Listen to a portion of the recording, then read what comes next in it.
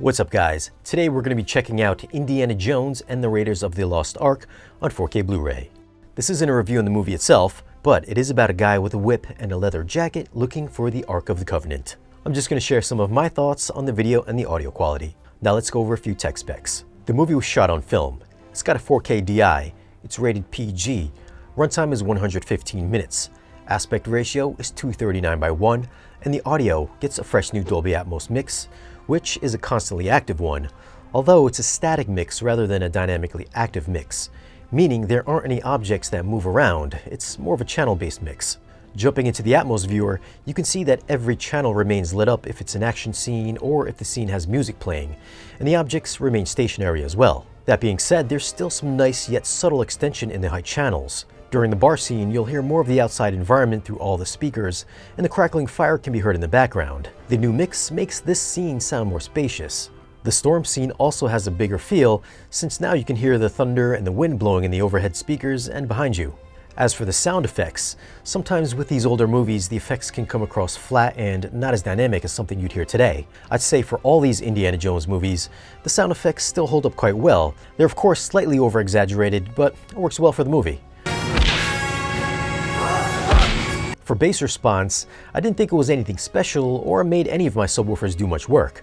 I think if you had just some full-range towers, you could probably get away without even having subwoofers. The main star of the audio mix is going to be the musical score. It's big and cinematic and will immerse you from the lower channels all the way up to the top ones. Whiskey?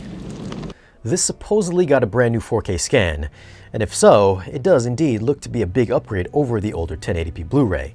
I think right off the bat you'll notice just how much more detail you can see from the grass and the foliage out in the jungle. The 1080 version was much softer. The top that Marion was wearing in Cairo has this see-through rib texture that can be slightly blurry on the standard Blu-ray, whereas you can now see all the individual threads and patterns on the 4K transfer. The brick walls and the chipped concrete buildings are even more detailed and refined with a ton more texture. If you're a hardcore indie fan and you're into cosplay, I'm sure you'll appreciate how much more detail you can discern in Jones's leather jacket. If you wanted to use a still frame, you could use it to recreate Indy's distressed leather look, or really any part of his outfit, since there is so much more detail on hand. Close-ups can be super detailed with facial hairs and pores on full display, but there are times that it can be soft. Now I have heard that there might be some DNR applied, and if there was any being used, I certainly didn't notice it, or if they did, they must have done a very mild pass, because I didn't see anything that really stood out like waxy faces or anything overly smooth. What I did notice is the fine amount of grain that's now present. If anything, the 1080p version looked DNR'd since it's a lot softer without any grain. Now if you are someone that doesn't like film grain, I doubt you're going to be bothered by it here because it is super light. As for HDR, I found it to be light and mild on the peak highlights, so you won't be getting anything eye-scorching.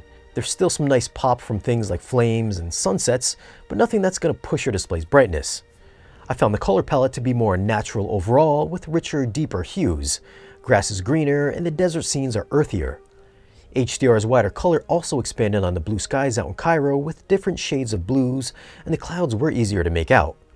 Black levels were deep and offered up increased contrast without any detrimental loss of shadow detail. Oh, and the dialogue was always easy to hear throughout.